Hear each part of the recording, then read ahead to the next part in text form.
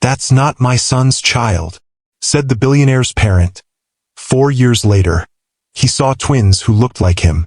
The crisp autumn air carried the scent of caramel apples and fallen leaves across the Greenwich Fall Festival. Ryan Montgomery knelt to steady a small boy who had nearly tumbled while chasing a golden retriever puppy. His laughter died in his throat as the child looked up at him with a smile. There it was, unmistakable, the Montgomery dimple. The same distinctive indentation in the left cheek that appeared in every childhood photo of Ryan hanging in his mother's hallway. "Thanks, mister," the little boy said, his piercing blue eyes, Ryan's eyes, sparkling with excitement. A little girl, clearly the boy's twin, ran up beside him. "Ethan, you almost caught him," she exclaimed, the same dimple flashing as she smiled. Ryan couldn't breathe, couldn't move. These children, they looked exactly like him at that age. The same dark wavy hair, the same eyes, the same dimple. His heart slammed against his ribs as a familiar voice called out, "Emma, Ethan, come back here, you two." And then she was there, Lauren Hayes, slightly out of breath but radiant, wearing a simple sweater and jeans, her honey blonde hair tied back in a ponytail. 4 years had passed since he'd last seen her. 4 years since his mother had convinced him that Lauren was just another gold digger trying to trap him. When their eyes met, time stopped. Ryan felt the ground shift beneath him. "Lauren," his voice cracked. She paled. The twins looked up at the tall stranger with curious blue eyes, and that unmistakable Montgomery dimple that mirrored his own. Have you ever had a moment when your entire life changed in the blink of an eye? When everything you thought you knew suddenly shattered, revealing a truth so profound it left you breathless?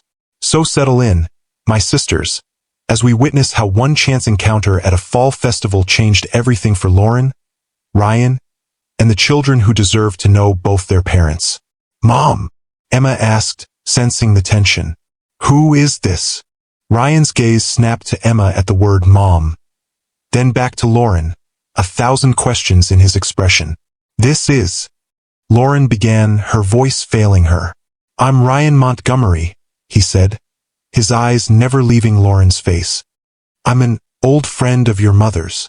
A festival volunteer approached, taking the puppy from Ryan's arms. "Thanks for catching him. He's been escaping all day." The interruption broke the spell. Lauren gathered herself, squeezing the twins' shoulders. "We should go. It was good to see you, Ryan." "Wait," he said, the word almost desperate. "Please, can we talk?" Lauren hesitated, torn between the urge to protect her children from potential hurt and the knowledge that this moment had been inevitable from the day she discovered she was pregnant. "The twins need lunch," she said finally. "We were just about to find the food vendors." "I know a good place," Ryan said quickly. "Just a few blocks from here. Quiet. We could talk."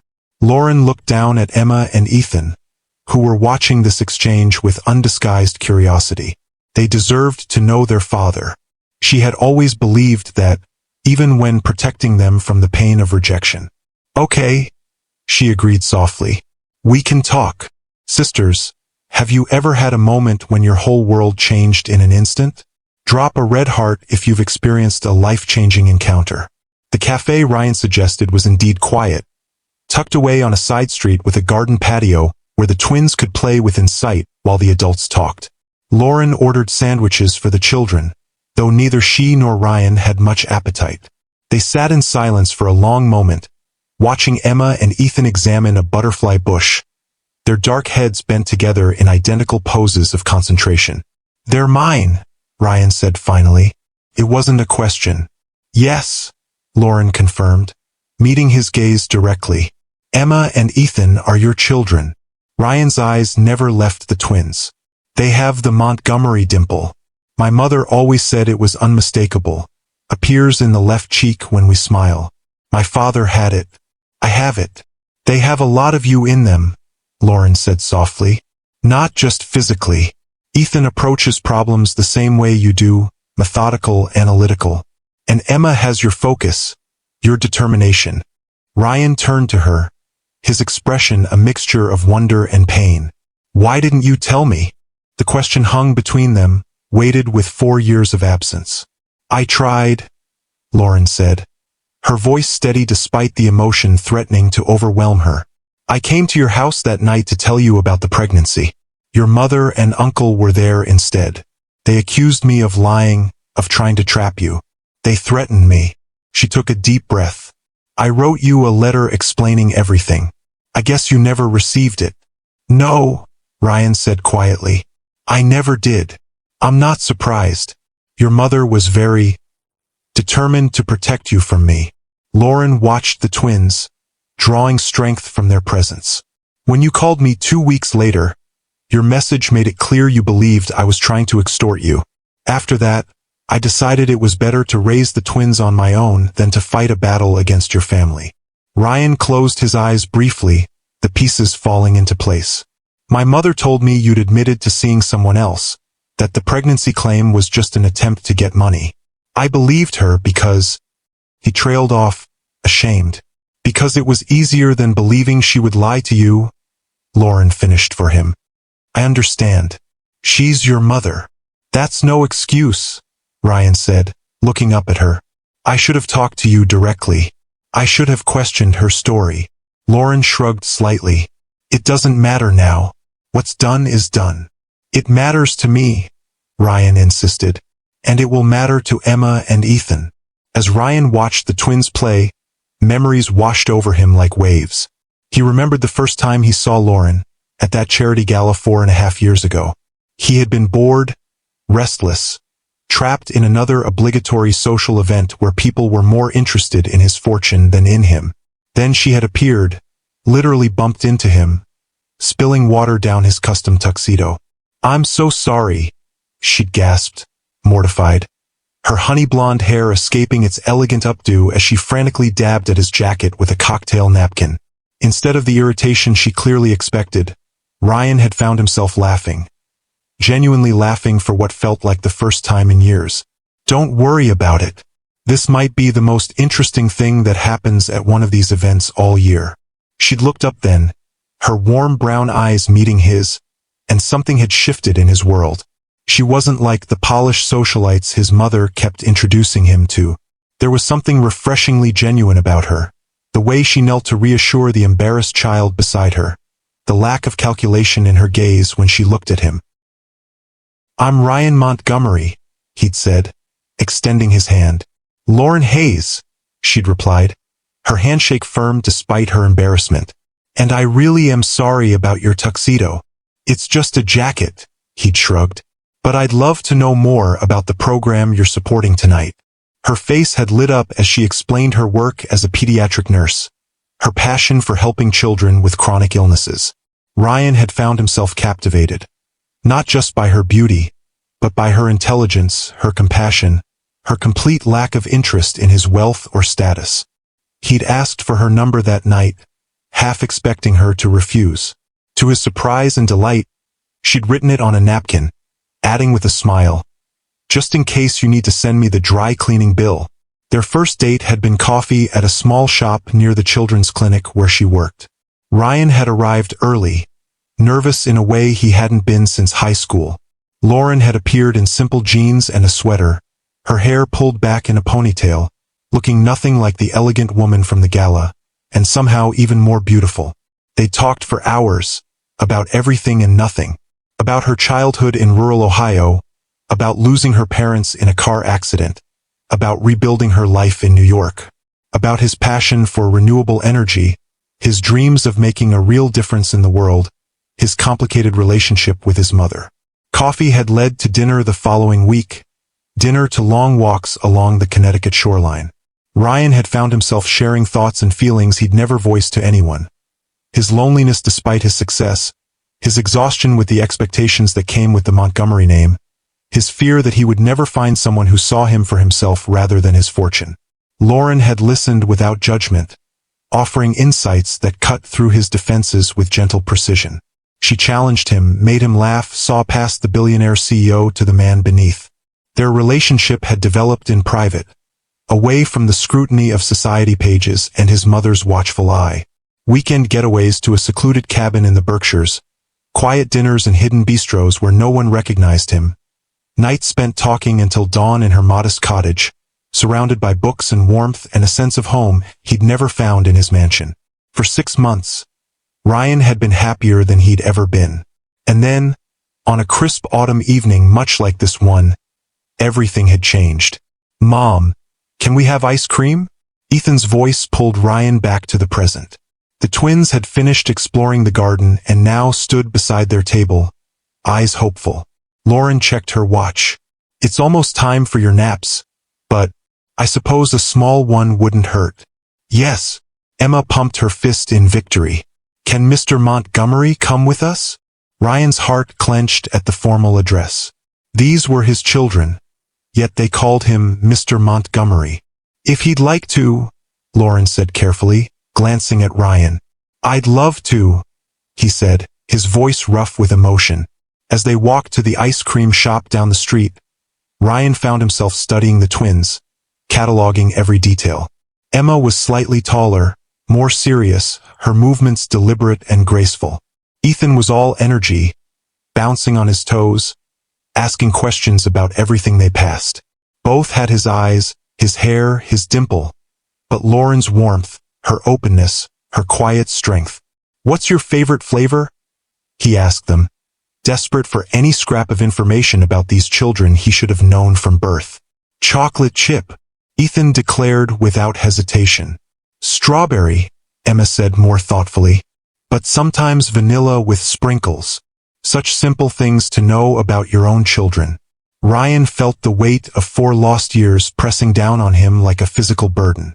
At the ice cream shop, he watched as Lauren helped the twins with napkins, with drips, with the easy routine of a mother who had done this 1,000 times before. Alone. She caught him watching and gave a small, sad smile that broke his heart all over again. "They're amazing," he said quietly as the twins focused on their treats. "You've done an incredible job with them." "Thank you," she replied simply. "They made it easy. They're good kids." Lauren, Ryan hesitated, searching for words adequate to the moment. "I want to be part of their lives, not just occasional visits. I want to be their father in every way that matters." She studied him, her expression guarded. "And what about your mother? Your family? The people who drove me away, who made me feel like I had to protect my babies from their judgment and cruelty?" Ryan's jaw tightened. "My relationship with my mother will have to change. She lied to me, kept me from my children. That's unforgivable." "She thought she was protecting you," Lauren said, surprising him by defending Eleanor. "In her own misguided way, she was trying to shield you from what she saw as a threat." "That doesn't excuse what she did," Ryan insisted. "What she took from all of us." Lauren was quiet for a moment, watching the twins. "No, it doesn't. But they're your family, Ryan. And now they're Emma and Ethan's family too. Someday, the children might want to know their grandmother, regardless of what happened between us." Ryan studied her with new appreciation. "You've always been the better person, Lauren. Even now, after everything they put you through." "Not better," she corrected him. "Just focused on what matters. And what matters is that Emma and Ethan have the chance to know their father, if that's what you want."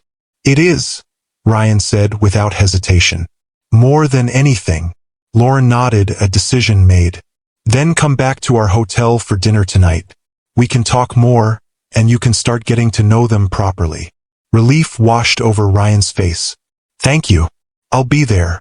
As the twins finished their ice cream, chattering about the puppy they'd chased and the butterfly bush in the cafe garden, Ryan felt a sense of rightness settle over him. These children were his, not just in their appearance or mannerisms, but in some deeper, more fundamental way that he couldn't quite articulate. And Lauren, watching her with the twins, seeing the quiet strength and boundless love with which she'd raised them alone, Ryan realized that his feelings for her had never truly faded. They had been buried beneath hurt and misunderstanding, but they were still there, still real.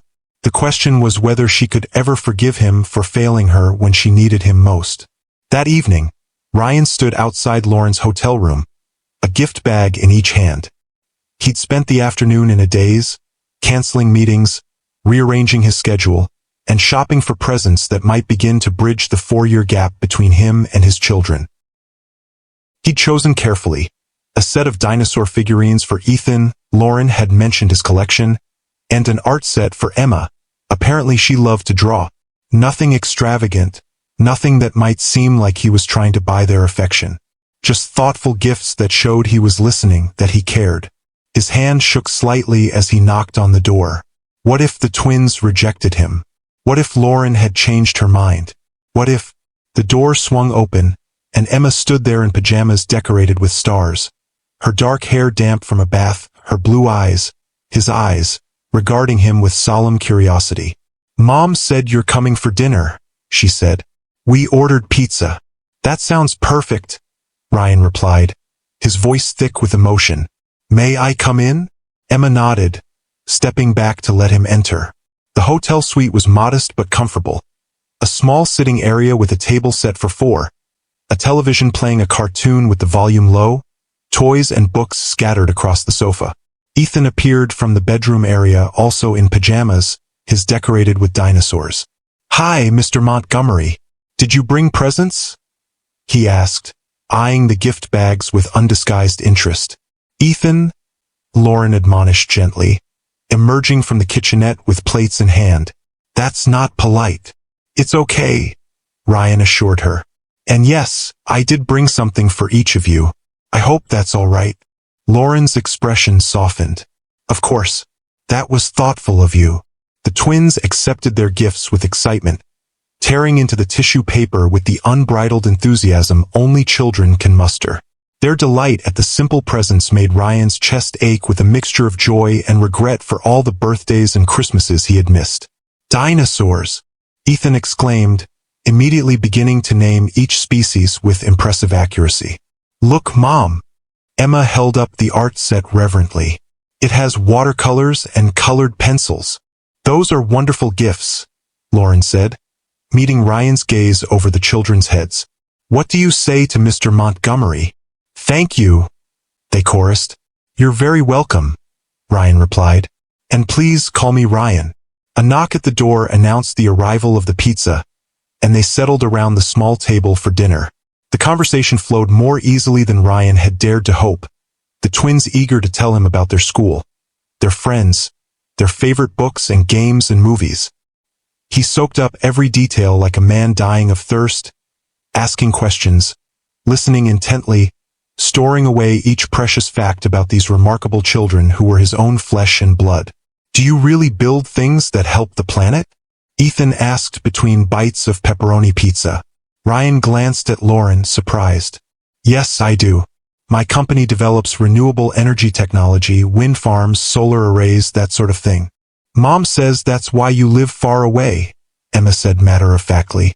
"Because you have important work helping the planet." Ryan's gaze met Lauren's across the table, gratitude washing over him. Despite everything, she had given the twins a positive image of their absent father. "Your mom is right about the work being important," Ryan said carefully. "But I didn't know about you too. If I had, I would have been there. Nothing is more important than being a father to you." The twins exchanged one of those silent communications that only they seemed to understand. Then Emma, ever the spokesperson, asked the question Ryan had been dreading. "Are you our dad?" The room went still. Lauren set down her pizza slice, her expression a mixture of concern and resignation. "Yes," Ryan said simply, his voice steady despite the emotion threatening to overwhelm him. "I am your father." "I knew it," Ethan exclaimed. "You have the same dimple as us. Mom showed us pictures of you, but you look older now." Ryan laughed despite himself. "Yes, I suppose I do. Why didn't you know about us?" Emma pressed, her gaze direct and unflinching, so like his own when confronting a difficult truth. Lauren intervened gently. "Remember what we talked about earlier? Sometimes grown-ups make mistakes and get confused. It wasn't anyone's fault. But now you know," Ethan said to Ryan, his expression hopeful. "So will you come live with us in Ohio?" The innocent question hung in the air, laden with implications neither child could understand. Ryan looked to Lauren for guidance. "It's not that simple, sweetheart," she explained. "Ryan lives here in Connecticut. He has his company, his home. But he's our dad," Emma insisted with a child's perfect logic. "Dads are supposed to live with their kids." Ryan's heart twisted. "I want to be part of your lives," he said carefully. "I want to know you both, to spend time with you. We'll figure out how to make that work, even if we don't live in the same house." The twins seemed to accept this, though Ethan's lower lip trembled slightly. Ryan fought the urge to promise them everything, anything, to take away that look of disappointment. "How about we finish our pizza?" Lauren suggested. "And then Ryan can read your bedtime story tonight?" The children brightened immediately, and the conversation shifted to a heated debate about which book Ryan should read.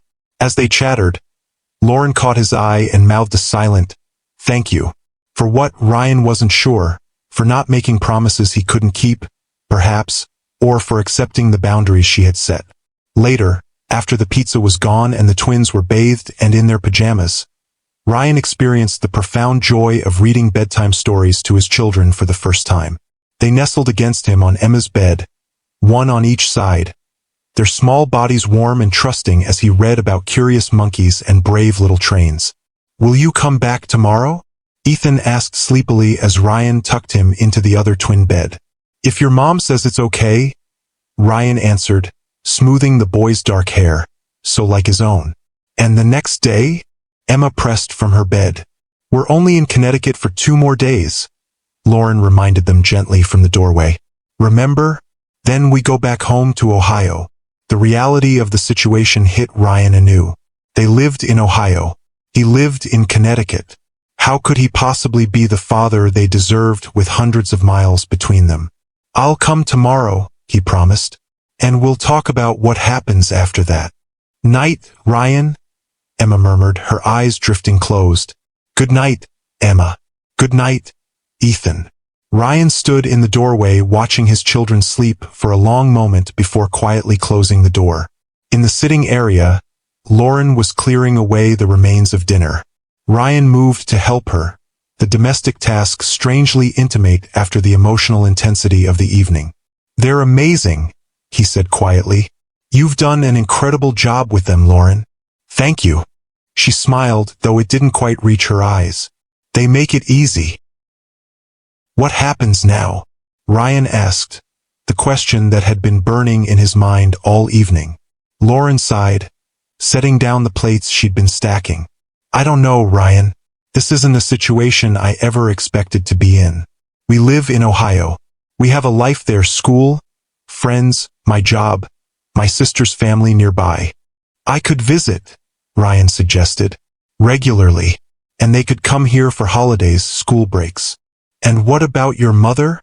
Lauren asked, the question gentle but direct. "Eleanor made her feelings about me very clear. I won't subject Emma and Ethan to that kind of rejection." Ryan's expression hardened. "My mother will have to accept this situation, or she won't be part of it. The twins are my children, Lauren. Nothing and no one will keep me from them again, not even Eleanor Montgomery." Lauren studied him, searching for something in his face. Whatever she saw must have reassured her, because she nodded slowly. "We'll figure it out," she said. "For the twins' sake."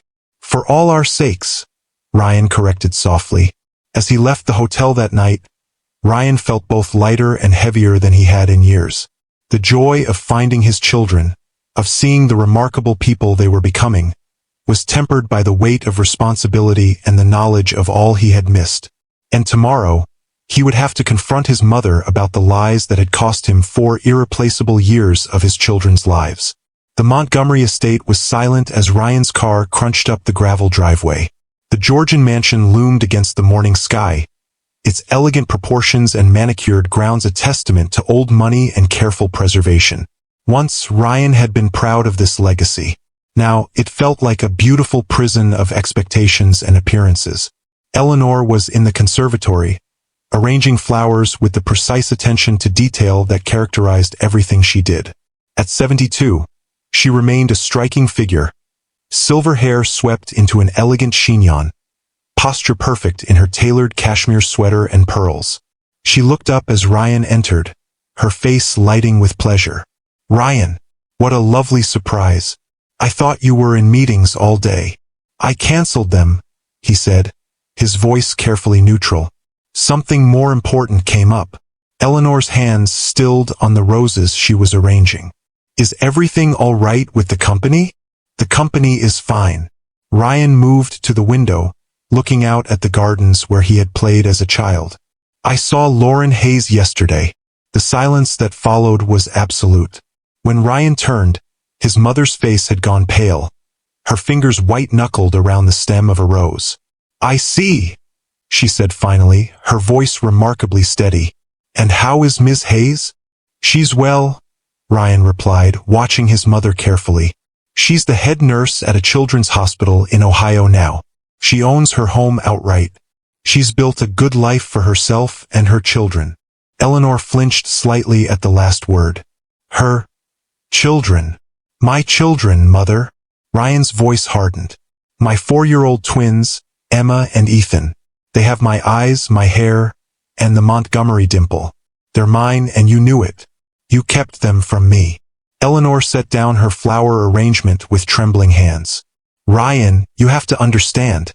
Understand what? Ryan demanded, his control slipping. That you decided I wasn't capable of making my own decisions?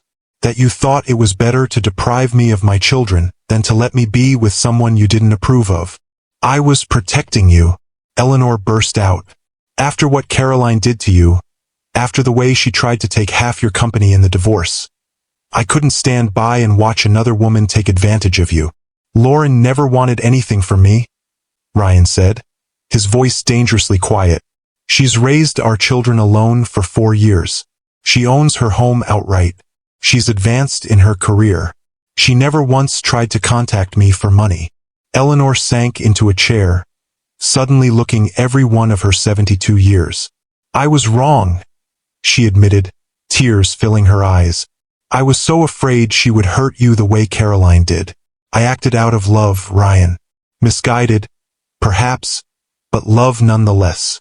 And the letter? Ryan asked.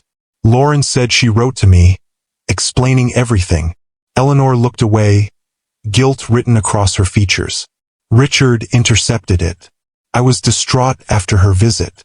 He thought it best to handle the situation. You had no right, Ryan said, his voice shaking with suppressed rage. No right at all. What will you do now? Eleanor asked quietly. I'm going to be a father to my children, Ryan replied. I'm going to make up for the 4 years I've lost however I can. And Lauren? Ryan hesitated. That's complicated. She has every reason to hate me, to keep me at arm's length. But she's allowing me to know the twins, to be part of their lives. She's a remarkable woman, Mother. If you had given her a chance, you might have seen that. Eleanor dabbed at her eyes with a linen handkerchief. Will you bring them here? The children? I would like to meet my grandchildren. That's not my decision to make, Ryan said. It's Lauren's. And after the way you treated her, I wouldn't blame her if she never wanted them anywhere near you. Eleanor flinched as if he'd struck her. I understand, she whispered. But please tell her I'm sorry, truly sorry. Ryan studied his mother. This proud, formidable woman who had shaped his life in so many ways, for better and worse. For the first time, he saw not the indomitable Eleanor Montgomery, but an aging woman who had made a terrible mistake out of misguided love and fear. I'll tell her, he said finally, but it's up to her whether to accept your apology. As he turned to leave, Eleanor called after him. Ryan, what are they like? The twins. Ryan paused in the doorway, a small smile touching his lips despite his anger. They're incredible, Mother. Emma is thoughtful and artistic with a determination that reminds me of you, actually. Ethan is all energy and curiosity, always asking questions, always wanting to understand how things work. His voice softened. They have the Montgomery dimple. Dad would have loved that. Eleanor's eyes filled with fresh tears. Yes, she agreed softly. He would have. My queens, have you ever been judged unfairly by someone who didn't know your heart? Comment below with how you handled it. The next 2 days passed in a whirlwind of emotion and discovery. Ryan spent every available moment with the twins and Lauren, learning their routines, their preferences, their small rituals that made up a family life. He took them to the aquarium, to the park, to a children's museum, storing up memories to sustain him through the separation to come. Because they would be separated. Lauren had a life in Ohio, a home, a career, a support system. Ryan had his company in Connecticut, responsibilities to thousands of employees, projects that couldn't simply be abandoned. The logistics of parenting across hundreds of miles loomed as a daunting challenge. On their final evening together, after the twins were asleep, Ryan and Lauren sat on the hotel room balcony, the October night cool around them. "I've been thinking," Ryan said, breaking the comfortable silence. "I could open a regional office in Columbus. We've been considering expansion in the Midwest anyway. I could split my time, part of each month there, part here." Lauren looked surprised. "You'd do that?" "In a heartbeat," Ryan said without hesitation. "I've already missed 4 years, Lauren. I don't want to miss another day if I can help it." She studied him in the dim light. "And your company? Your responsibilities here?" "I have a good executive team. Modern technology makes remote work possible. And frankly, nothing is more important than being a father to Emma and Ethan." He hesitated. "And maybe we could see where things stand between us too."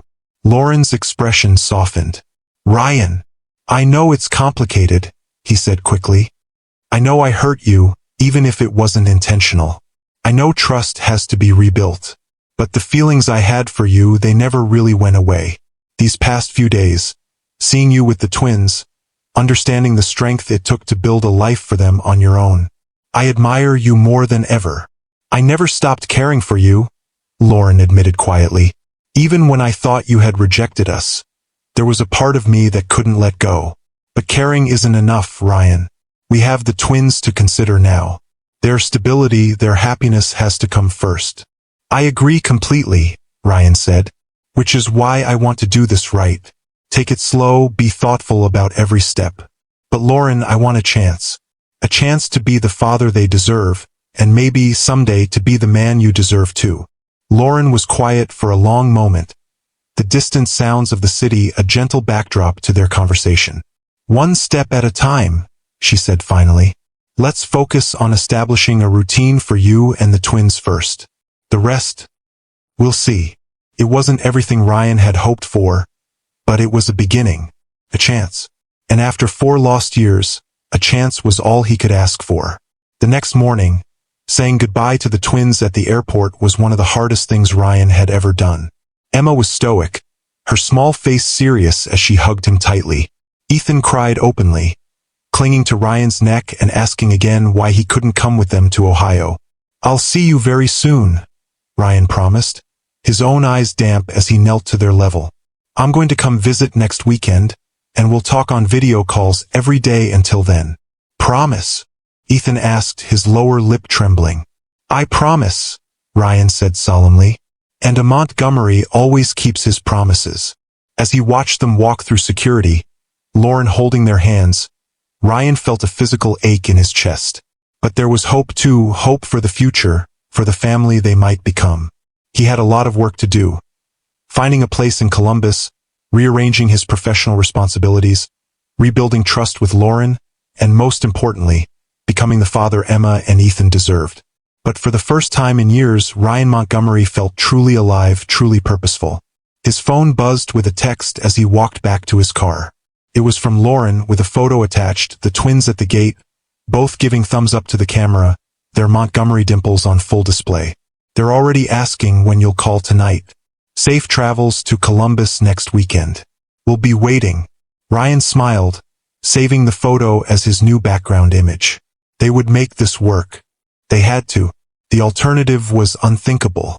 The weeks that followed established a new rhythm to their lives. Ryan flew to Columbus every weekend, renting a furnished apartment near Lauren's cottage, while he looked for a more permanent place. He attended soccer practices, school events, and Sunday dinners with Lauren's sister's family. During the week, he and the twins had video calls every evening, reading bedtime stories, sharing their days, building the bonds that should have been there from birth. Lauren watched this developing relationship with a mixture of joy and caution. Ryan was everything she had hoped he would be as a father, patient, attentive, fully present when he was with the twins. He never arrived without thoughtful little gifts, never made promises he couldn't keep, never tried to buy their affection with extravagance. And with her, he was respectful of the boundaries she had set, never pushing for more than she was ready to give. They were co-parents first, friends second, and anything beyond that remained an unspoken possibility hovering on the horizon. By Thanksgiving, Ryan had purchased a home in Columbus, not too close to Lauren's cottage, but near enough that he could be fully involved in the twins' daily lives when he was in town. He had established a regional office for Montgomery Renewable Energy and restructured his executive team to allow him to split his time between Ohio and Connecticut. The holiday itself presented a delicate challenge. Eleanor had asked, through Ryan, if she might join them. She wanted to meet her grandchildren, to begin making amends for the grievous error that had kept them apart. "It's your decision," Ryan told Lauren as they discussed it over coffee after dropping the twins at school. "I won't pressure you either way." Lauren was quiet for a moment, stirring her latte thoughtfully. "What do you think? Has she genuinely changed?"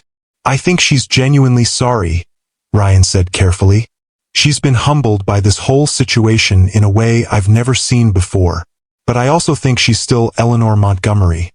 Strong-willed, opinionated, accustomed to getting her way. If you're not comfortable with her meeting the twins yet, I completely understand." Lauren considered this. "The twins should know their grandmother," she said finally. "Family is important, even complicated family. But I want to meet with her first, alone, before she meets Emma and Ethan." Ryan looked surprised. "You'd do that? Meet with her alone?" "Yes," Lauren said firmly. "If she's going to be part of the twins' lives, she and I need to clear the air. I won't have tension or unspoken resentment affecting Emma and Ethan." Ryan reached across the table, covering her hand with his. "You continue to amaze me, Lauren Hayes." She smiled, a faint blush coloring her cheeks. "I'm just doing what's best for our children." The meeting between Lauren and Eleanor took place the day before Thanksgiving, at Ryan's Columbus home. He had offered to be present, but Lauren had insisted this was something she needed to do alone. Eleanor arrived looking both regal and nervous, an unusual combination for the formidable Montgomery matriarch. She had aged in the months since Ryan's confrontation, the lines in her face deeper, her shoulders slightly less straight. "Ms. Hayes," she said formally, extending her hand. "Thank you for agreeing to see me." "Lauren, please," Lauren replied, accepting the handshake.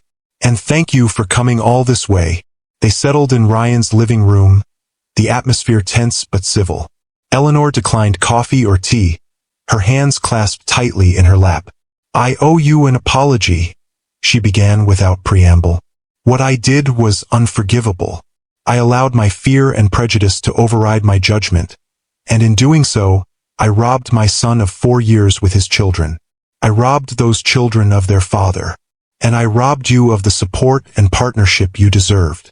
Lauren studied the older woman, searching for sincerity in her aristocratic features. "Why did you do it? Really? Was it just that I wasn't from the right social circle?" Eleanor sighed, her composure slipping slightly. "Partly, yes. I was raised to believe that certain things mattered: background, education, connections. But it was more than that." She paused, seeming to gather her thoughts. Ryan's ex-wife Caroline was perfect on paper. The right family, the right schools, the right ambitions. And she nearly destroyed him, emotionally and financially. When you appeared, pregnant and from a background so different from ours, all I could see was another threat to my son. "I never wanted Ryan's money," Lauren said quietly. "I just wanted him to know his children." "I understand that now," Eleanor acknowledged. "I've seen the life you've built, the way you've raised Emma and Ethan. You're a remarkable woman, Lauren. Far more worthy of my son than I gave you credit for."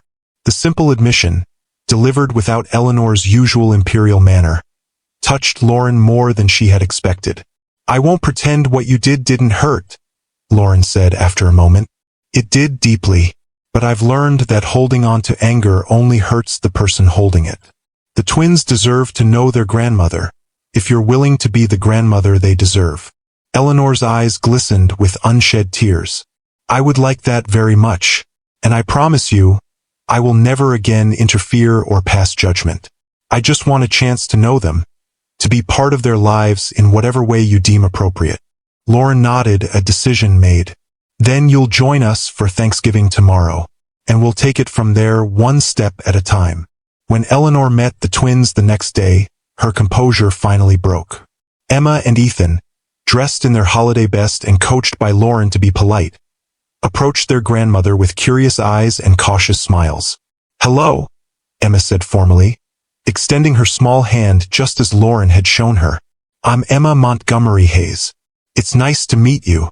And I'm Ethan, her brother added with less ceremony but equal charm, his Montgomery dimple flashing. Eleanor knelt to their level, something Ryan had never seen his proper mother do in his entire life. Hello, Emma. Hello, Ethan. I'm your grandmother, Eleanor, and I am so very, very happy to meet you both. Her voice broke on the last words, and to everyone's astonishment, the formidable Eleanor Montgomery began to cry. Quiet, dignified tears that nonetheless spoke volumes about her regret and her joy at finally meeting her grandchildren. The twins, unsure how to respond to an emotional adult, looked to Lauren for guidance. She nodded encouragingly, and Emma, always the more empathetic of the two, stepped forward and patted Eleanor's arm. Don't be sad, grandmother. It's Thanksgiving. We're supposed to be happy and eat lots of turkey. Eleanor laughed through her tears, gently touching Emma's cheek. You're absolutely right, my dear. And I am happy, happier than I've been in a very long time.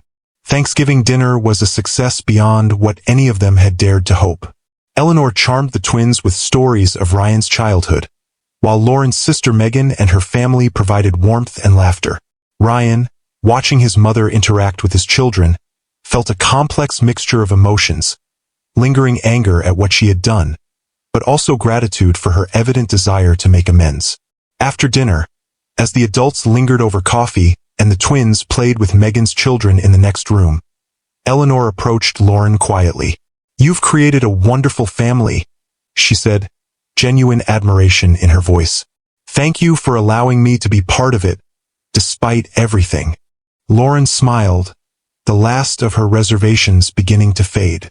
Family is family, Eleanor, even when it's complicated. Ryan, overhearing this exchange, felt something shift inside him. A healing beginning, a future opening up that he hadn't dared to imagine. As autumn gave way to winter, the new family rhythm they had established grew stronger. Ryan divided his time between Columbus and Connecticut, though he found himself spending increasingly more time in Ohio. The regional office was thriving, and more importantly, his relationship with the twins was deepening with every visit, every bedtime story, every soccer game and art project. His relationship with Lauren was evolving too, slowly, carefully, but unmistakably. They had begun having dinner together occasionally after the twins were in bed, talking late into the evening about everything and nothing. The connection that had drawn them together initially was still there, perhaps even stronger for the challenges they had overcome. One snowy evening in early December, after the twins were asleep, Ryan and Lauren sat before the fireplace in her cottage, the Christmas tree lights twinkling in the corner. The twins want to know if we're all spending Christmas together, Lauren said, curled up on the sofa with a mug of hot chocolate. They have very specific ideas about how the holiday should go.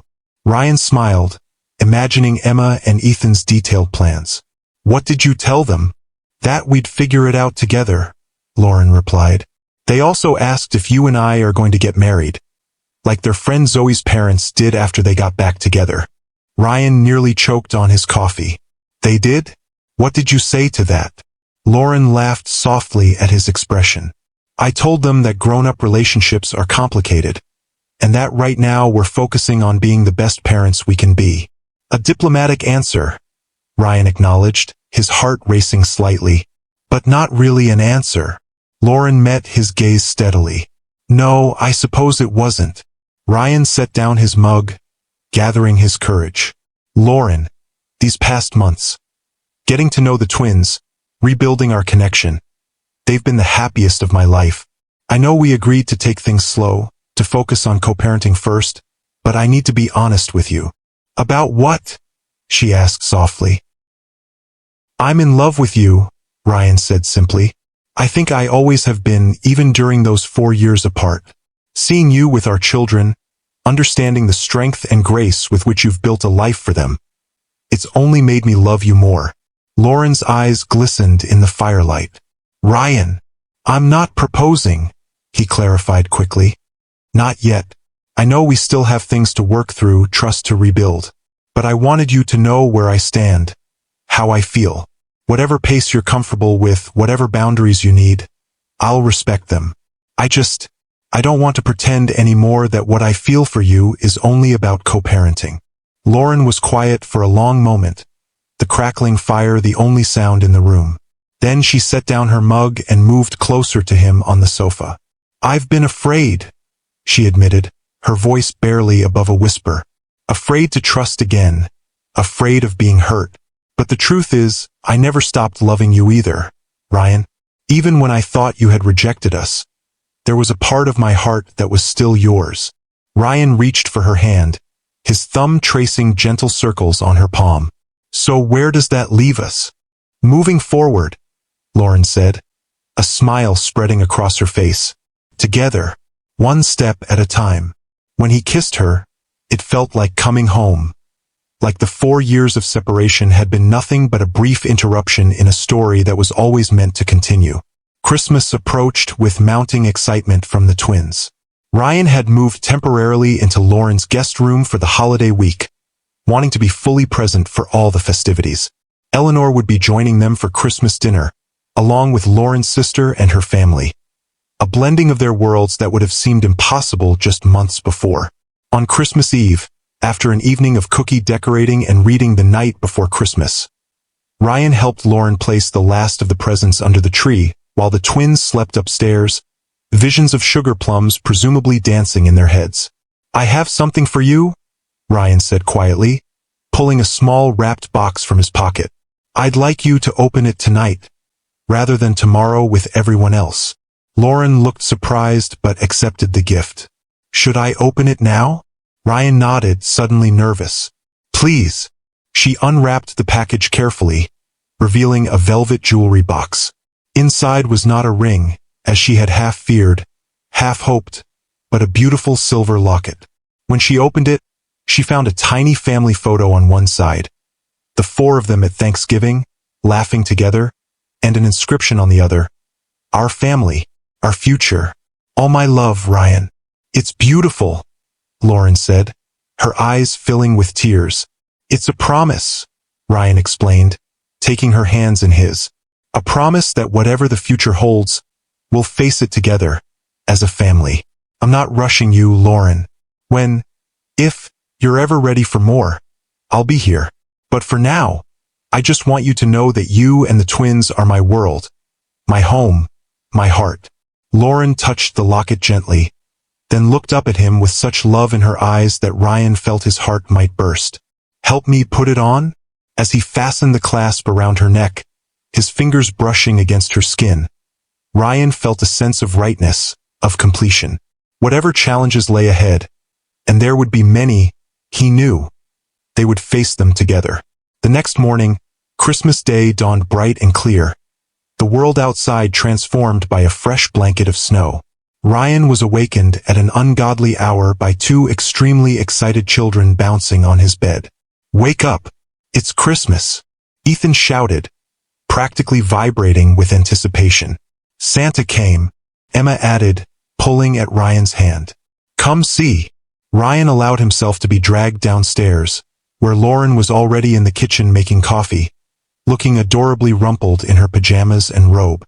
The locket gleamed at her throat, and she touched it unconsciously when she saw him, a smile lighting her face. Merry Christmas, she said, handing him a steaming mug. Merry Christmas, he replied, resisting the urge to kiss her in front of the twins. They were taking things slowly, after all. The morning passed in a blur of torn wrapping paper, exclamations of delight, and the pure, uncomplicated joy that only children on Christmas morning can generate. Ryan found himself watching Lauren as much as the twins, his heart full to bursting with love for this family that was finally, truly his. After the presents were opened and breakfast was eaten, the twins settled in to play with their new toys, while Ryan and Lauren cleaned up the kitchen together. "I have something for you too," Lauren said, reaching into her robe pocket. "I was going to wait, but, well, it seems like the right moment." She handed him a small envelope. Inside, Ryan found a key. "It's to the cottage," Lauren explained, a hint of nervousness in her voice. "I thought maybe after the holidays you might want to move in? Properly, I mean, not just the guest room." Ryan stared at the key, then at Lauren, his heart racing. "Are you sure? I don't want to rush you or the twins." "I'm sure," Lauren said, stepping closer to him. "The twins already think of this as your home, and so do I. We've lost 4 years, Ryan. I don't want to lose any more time being cautious when what I really want is for us to be a family, in every way." Ryan pulled her into his arms, the key clutched tightly in his hand. "I love you, Lauren Hayes. You and those amazing children upstairs are the best gifts I could ever receive." "We love you too," Lauren whispered against his chest. "All of us." When Eleanor arrived for Christmas dinner that afternoon, she noticed the change immediately. The way Ryan and Lauren moved in sync around the kitchen, the casual touches, the shared glances full of meaning.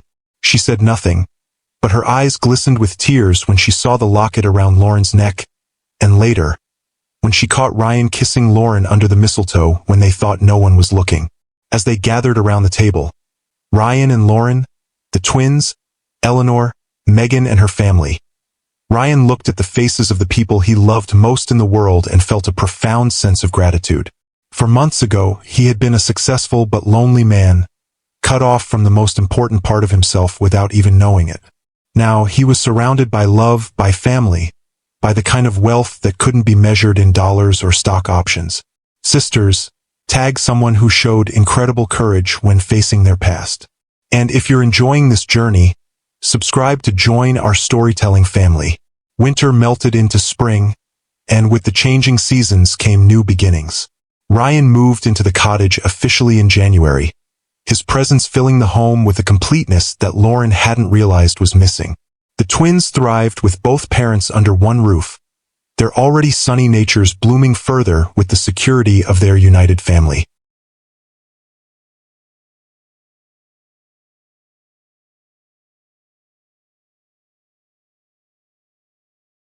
Eleanor, true to her word, became a devoted grandmother, visiting regularly but never interfering, learning to appreciate the simple joys of Lauren's modest home and community.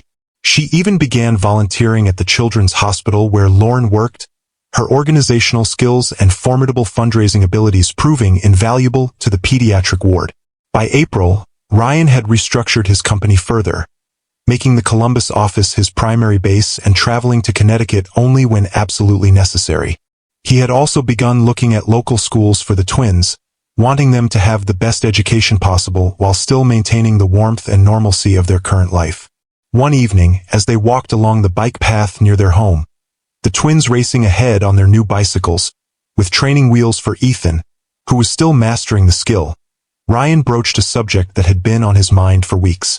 "I've been thinking about the future," he said, his hand warm in Lauren's as they strolled in the spring sunshine.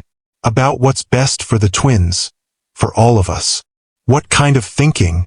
Lauren asked, a hint of wariness in her voice. "Good thinking," Ryan assured her with a smile. "I want to establish a trust for Emma and Ethan's education. Nothing extravagant, but enough to ensure they can attend any college they choose when the time comes." Lauren nodded slowly. "That seems reasonable. What else?" "I'd like to put the cottage in both our names," Ryan continued. "And I want to talk about making things official. Between us, I mean." Lauren stopped walking, turning to face him. "Ryan Montgomery, are you proposing to me on a bike path while our children are potentially crashing into trees up ahead?" Ryan laughed, pulling her close. No, I am not. When I propose, and I will, Lauren, make no mistake about that, it will be properly romantic and memorable. This is just opening the conversation, letting you know where my head is. Lauren's expression softened. And where is your head? Exactly? Firmly and irrevocably with my heart, Ryan said simply. With you and the twins. With our family. I want to make it permanent, Lauren. I want to be your husband, not just your co-parent and housemate. But only when you're ready. Lauren stood on tiptoe to kiss him, her arms winding around his neck. I'm ready, she whispered against his lips. I've been ready for a while now. Ryan's heart soared, but before he could respond, twin voices interrupted their moment. They're kissing again, Ethan called from up the path. That means they love each other, Emma informed her brother with the wisdom of her nearly 5 years. Mom says it's a grown-up way of showing affection. Ryan and Lauren broke apart, laughing. Out of the mouths of babes, Ryan murmured, taking Lauren's hand again as they continued down the path toward their children. The perfect proposal Ryan had promised came on a warm evening in early December, exactly 1 year after he had given Lauren the locket. The twins were central to his plan, their excitement barely contained as they helped prepare for the special night. Lauren returned from her shift at the hospital to find the cottage transformed. Twinkling lights strung across the ceiling, candles flickering on every surface, and a trail of rose petals leading from the front door into the living room.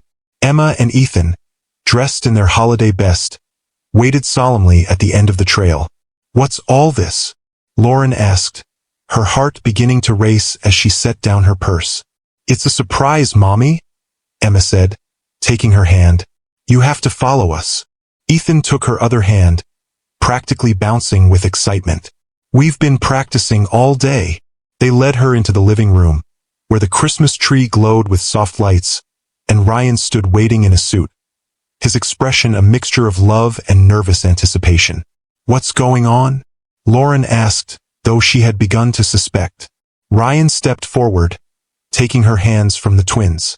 Lauren Hayes, 1 year ago today, I gave you a locket with a promise, that whatever the future held, we would face it together as a family. That promise has been the guiding star of my life ever since. He nodded to the twins, who stepped forward importantly.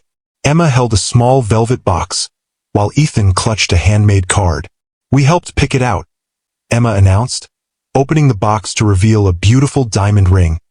Elegant but not ostentatious, exactly Lauren's taste. And I made this, Ethan added, handing Lauren the card. Inside, in his careful kindergarten printing, were the words, "Please marry our dad." Tears filled Lauren's eyes as she looked from the card to the ring to the three faces watching her with such hope and love. Ryan took the ring from Emma and knelt before Lauren. For years ago, we lost each other through misunderstanding and interference. But fate brought us back together, gave us a second chance.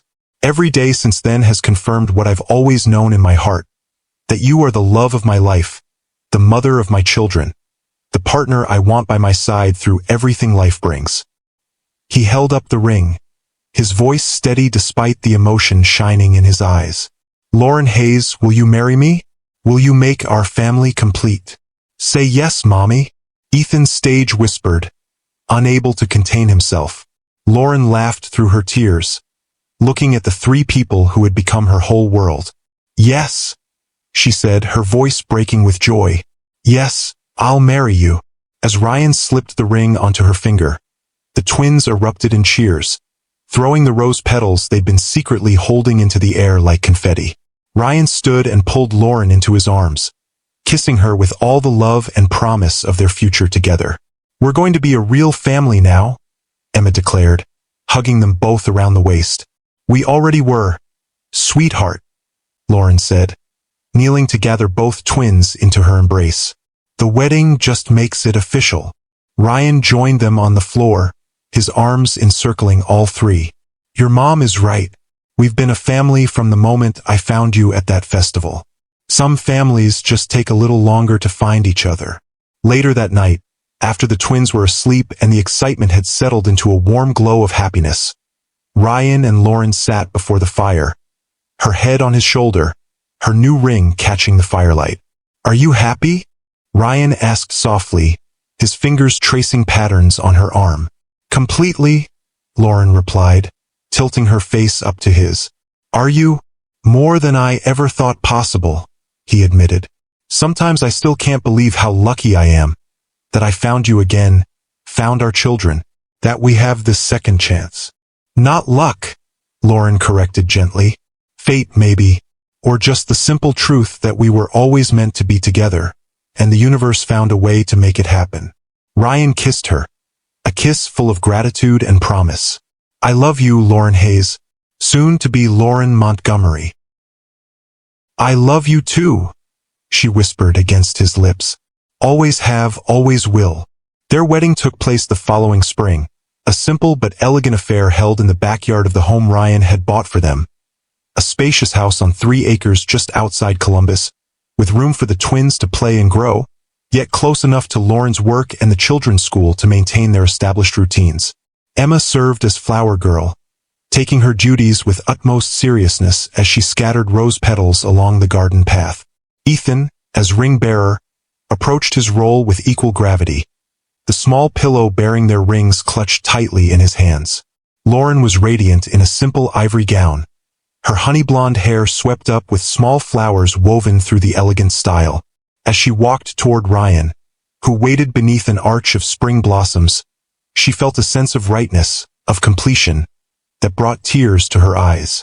Their vows were personal and heartfelt, speaking not only of their love for each other, but also of the family they had created together. Ryan promised to cherish Lauren every day, to be the partner and father their family deserved, to never again let pride or misunderstanding come between them. Lauren vowed to trust in their love, to face challenges together rather than alone, to build a home filled with joy and acceptance. When the minister pronounced them husband and wife, the twins cheered louder than anyone, rushing forward to embrace their parents before Ryan had even finished kissing his bride. The reception was joyful and relaxed. Close friends and family gathered to celebrate not just a marriage but the healing of a family once fractured by misunderstanding. Eleanor, elegant in pale blue, gave a tearful toast about second chances and the wisdom that comes from acknowledging one's mistakes. "To Ryan and Lauren," she concluded, raising her glass, "and to Emma and Ethan who brought us all together. May your lives be filled with the love and joy you've shown me is possible, even after great mistakes." As the evening progressed, Ryan found a moment alone with his mother on the terrace, watching as Lauren danced with the twins, all 3 laughing as they twirled beneath the string lights. "Thank you," he said quietly, "for everything you've done to make today special, for accepting Lauren and being such a wonderful grandmother to the twins." Eleanor's eyes were soft as she watched her grandchildren. "I should be thanking you, Ryan, for forgiving me when I didn't deserve it, for allowing me to be part of this beautiful family despite what I did." "We all make mistakes," Ryan said, his gaze returning to his new wife and children. "What matters is how we make amends, how we grow from them." Eleanor nodded, patting his hand. "You've grown into a remarkable man, Ryan, a better person than I ever was. Your father would be so proud of you, of the company you've built, yes, but more importantly, of the family you've created. That's the true Montgomery legacy." Later, as Ryan and Lauren shared their first dance as husband and wife, he held her close, breathing in the scent of her hair, the feel of her in his arms. "Happy?" he murmured against her temple. "Perfectly," she replied, her arms tightening around his neck. "Though I do have some news that might make today even more special." Ryan pulled back slightly to look at her face. "What news?" Lauren's eyes sparkled with joy and secret knowledge. "I was going to wait until after the honeymoon to tell you, but I'm pregnant, about 8 weeks along." Ryan stared at her in wonder, his heart seeming to stop and then race forward. We're having a baby?" Lauren nodded, her smile radiant. "The twins are going to have a little brother or sister around Thanksgiving. Are you happy?" In answer, Ryan lifted her off her feet, spinning her gently as joy overwhelmed him. "Happy doesn't begin to cover it," he said when he set her down. his voice rough with emotion. "I get to be there from the beginning this time, for everything." "For everything," Lauren agreed, reaching up to touch his face. "No more missed moments. No more separation. Just us, together the way we were always meant to be." As they continued their dance, Ryan held his wife close, marveling at the journey that had brought them here. From a chance meeting at a charity gala, through heartbreak and separation, to a fateful encounter at a fall festival, and now to this perfect moment of promise and new beginnings. In the years that followed, the Montgomery family thrived. Their daughter, Grace Eleanor Montgomery, was born on a crisp November morning, welcomed with joy by her parents and adored by her older siblings. Ryan scaled back his work commitments to be present for soccer games, school plays, and family vacations to the Grand Canyon and Disney World. Lauren continued her nursing career part-time, finding fulfillment both in her professional work and in the home they had built together. Eleanor became the grandmother who baked apple pies and told stories of Ryan's childhood, making up for lost time with endless hugs and love. She sold her grand estate in Greenwich and moved into a smaller house nearby, proving with actions far louder than words that she was truly sorry for the past and committed to the future of their family. Most importantly, every night the twins would run into their parents' room for goodnight kisses, calling out, "Mommy, Daddy," with pure joy, little Grace toddling behind them as soon as she could walk. Ryan would pull Lauren close under the covers and whisper, "Thank you for giving me the family I never knew I needed." Lauren would smile and reply, "We found our way back to each other, all of us." Because in the end, the greatest legacy wasn't the billions in the bank. It was the voices filling their home with laughter, a marriage built on truth and forgiveness, and the quiet knowledge that love, even after years apart, could create the most beautiful home of all. If this story touched your heart, please like, share, and subscribe for more timeless love tales with Mr. Harrison. What story would you like to hear next?